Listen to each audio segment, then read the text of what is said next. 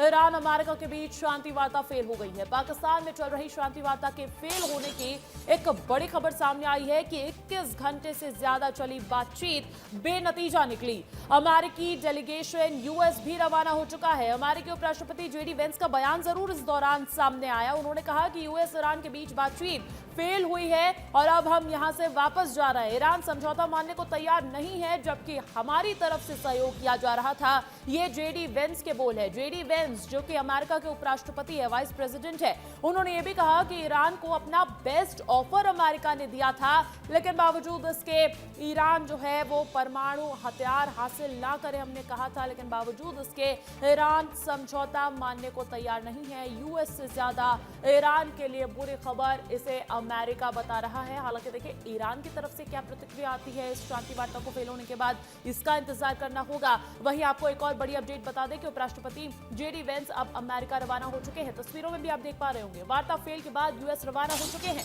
इस्लामाबाद से अमेरिका के लिए रवाना हो चुके हैं। कोई समाधान नहीं निकला, बेनतीजा रही ये शांति वार्ता और बेनतीजा शांति वार्ता का नतीजा ये रहा कि अब दोनों ही देशों से आए डेलीगेट्स और प्रतिनिधि वापस जा रहे हैं। जेडी वेंस की रवानगी की ये तस्वीरें भी आपको दिखा रहे हैं। Bad news is that we have not reached an agreement, and I think that's bad news for Iran much more than it's bad news for the United States of America. So we go back to the United States having not come to an agreement. We've made very clear what our red lines are, what things we're willing to accommodate them on, and what things we're not willing to accommodate them on.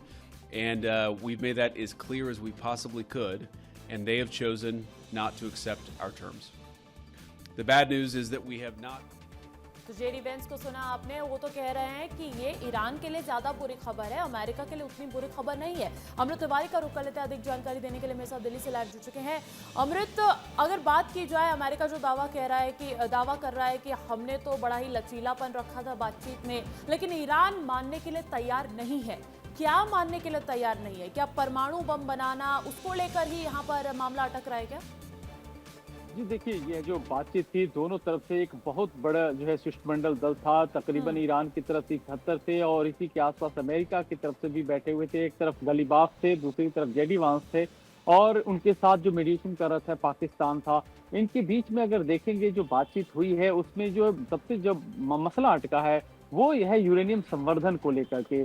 America का कहना था कि आप पूरी तरह से जो uranium संवर्धन है उसे सीमित कर दीजिए या रोक दीजिए, जबकि ईरान का ये कहना है कि देखिए हम इसको खत्म नहीं कर सकते हैं, हम इसका सिविल न्यूक्लियर यूज करेंगे, जबकि हमें इसमें परमाणु बम नहीं बनाने जा रहे। दूसरी बात थी हॉर्मुज स्ट्रेट को लेकर के। ईरान का कहना था कि इसका उस पर नियंत्रण रहेगा जब तक कि बहुत सारी चीजों को लेकर के क्लैरिटी नहीं हो जाती है। तो ये दो प्रमुख ऐसे बिंदु थे जिसको लेकर के बहुत ज्यादा जो है इस वार्ता में जो है कोई ठोस नतीजा नहीं निकला।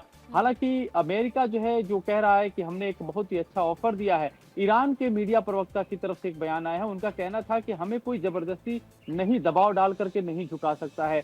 यानी कि एक तरह से देखेंगे कि इसका आहट ऐसे भी मिल सकती है कि डोनाल्ड ट्रंप जब ये बातचीत चल रही थी तब भी वो लगातार जो है अपने बयानबाजियों से जो है चर्चा में बने हुए थे और इस बातचीत को कहीं ना कहीं उनके बयान प्रभावित भी कर रहे थे और जानकार मान रहे थे कि जिस नाजुक दौर में यह बातचीत हो रही है और उसमें डोनाल्ड ट्रंप का बयान ऐसा नहीं प्रतीत हो रहा है कि शायद यह परवान चढ़ पाए। तो यह बुरी खबर है पूरी दुनिया के लिए कि यह जो है वार्ता विफल हो गई है और जेडी वांस चले गए हैं। अब ईरान के शिष्टमंडल भी जाने वाला है। हालांकि जाते जाते जेडी वांस एक जरूर, जैसे कि कहते हैं कि हम कोई मोल भाव करते हैं तो बार्गेनिंग जो कैपेसिटी है उसका पूरा इस्तेमाल करते हैं, वही करते हुए गए। उन्होंने कहा कि हम एक और ऑफर दे करके जा रहे हैं और इससे बेहतर ऑफर नहीं हो सकता। पता नहीं वो ऑफर क्या है, लेकिन उनके ये बयान है कि आप जा रहे हैं, अगर कोई चीज सही होती है तो हमें कांटेक्ट किया जा सकता है। यानी कि यहाँ से एक कूटनीतिक दरवाजा छोटा सा जरूर खुला हुआ है कि अंटिल अनलेस की जो 2 हफ्ते का समय बीतता है और उसके बाद कोई सैन्य कार्रवाई हो, लेकिन एक कूटनीतिक दरवाजा खोल करके जेडी वांस जरूर निकले हैं। ये महत्वपूर्ण जानकारी अमृत आप बता रहे हैं। डिप्लोमेसी यहाँ पर भरपूर देखी गई है, लेकिन अभी कोई नतीजा नहीं निकलता हुआ नजर आया। अमृत, आपको बहुत शुक्रिया। और देखिए, अमृत आपको बता रहे थे कि किन कारणों की वजह से हो सकता है कि ये बातचीत विफल रही हो। अब अधिक जानकारी हम लेते हैं कि इसका इम्पैक्ट क्या नजर आएगा आने वाले दिनों में। उसको जानने के लिए ग्रुप एडिटर ब्रजेश राजपूत जी का रुख करेंगे। ब्रजेश जी, ये वार्ता जिसको लेकर बहुत ज्यादा एम्बिशियस और बहुत ज्यादा उम्मीद तो वैसे भी नहीं थी कि प्लेटफॉर्म प्रोवाइड कर दिया जाए तो अमेरिका ईरान सेटल हो जाएंगे, अब ये विफल हो गई है, फेल हो गई है और दोनों ही प्रतिनिधिमंडल वापसी की ओर नजर आ रहे हैं। लेकिन अगर हम बात करें कि इसका दुनिया पर क्या अब असर आने वाला है, चाहे वो सैन्य संघर्ष हो, हॉर्मुज स्ट्रेट को लेकर हो या फिर मिडिल ईस्ट की अस्थिरता को लेकर हो। हाँ, देखिए जी, आपने सही कहा कि इस वार्ता से पहले ही बहुत ज़्यादा उम्मीद नहीं थी, जी। क्योंकि दोनों देश बहुत कटुता के साथ बैठे थे और बहुत लंबा युद्ध चला था 40 दिन का। उसके बाद यदि दोनों देश सामने सामने बैठे हैं तो दोनों को एक दूसरे के खिलाफ बहुत सारी शिकायतें थी, बहुत सारी बहुत हिंसा हुई थी। और जैसे कि हमें अमृत ने बताया कि जब वार्ता चल रही थी तभी डोनाल्ड ट्रंप के तेवर जहाँ भी ठंडे नहीं पड़े थे, वो लगातार उकसाने वाले बयान दे रहे थे। तो और जो बड़ी बात फंसी वो यही फंसी कि यूरेनियम संवर्धन को लेकर, दूसरा हॉर्मुज पे कब्जे को लेकर।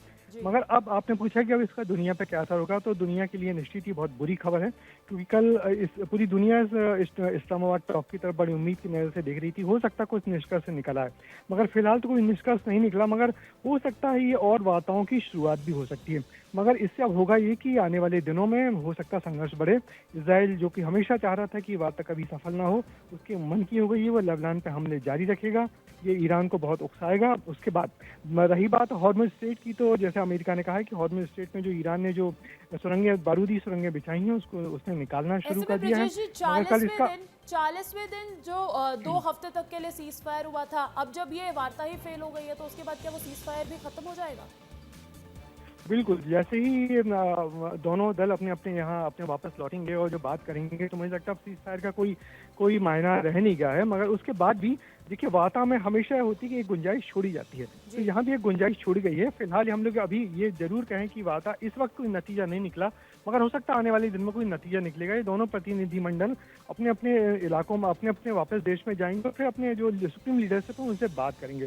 तो हो सकता है आगे आने वाले दिनों में फिर एकाध कोई बैठक हो, क्योंकि पाकिस्तान अभी निराश नहीं है इस पूरी बैठक से। उसको उम्मीद है कि कुछ और नतीजे बेहतर आ सकते हैं, क्योंकि अभी तो ये शुरुआत है और कूटनीतिक टॉक हमेशा ऐसी ही होती है। डिप्लोमेटिक टॉक में कोई तुरंत नतीजा नहीं निकलता। हम लोग ने देखा था कि हमारा जो आगरा समिट हुआ था उसमें भी ऐसे हुआ था, परवेज मुशर्रफ आए थे, अटल बिहारी वाजपेयी, बड़ी उम्मीदें थी, मगर ऐसा हर बार हर टॉक सफल ऐसा होता नहीं। और ये टॉक तो ऐसी थी जो बहुत ही ज्यादा एक दूसरे के खिलाफ दुश्मनी के साथ बैठे थे लोग। मगर फिर भी एक अच्छी बात हुई है। मगर कल इसका असर शेयर मार्केट पे देखने पड़ेगा। दुनिया के सारे शेयर मार्केट कल बुरी तरह डाउन होंगे। और ऐसे में इस पूरी सिचुएशन को लेकर ये कहा जा सकता है कि बात निकली है तो दूर तक जाएगी, क्योंकि अभी तो कोई निष्कर्ष इसका नहीं निकल पाया है। ब्रिजेश जी, बहुत शुक्रिया तमाम जानकारी विस्तार से हम तक पहुंचाने के लिए।